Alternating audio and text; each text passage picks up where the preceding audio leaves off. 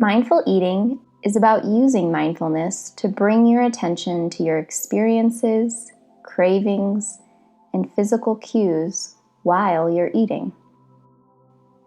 We will begin by connecting with our breath and body. Plant your feet firmly on the ground and sit up straight in your chair. Become aware of your experience in this moment. Bring your attention to your item of food. Pretend like you've never seen this food before and examine it closely. Notice the colors and shape. Feel the weight of it in your hand.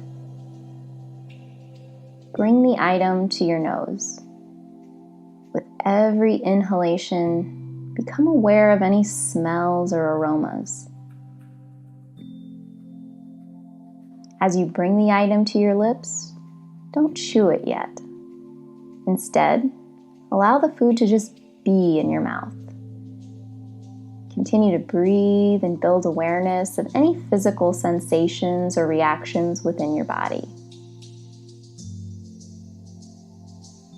When you're ready, take 1 or 2 slow bites and focus on the sensations in your mouth.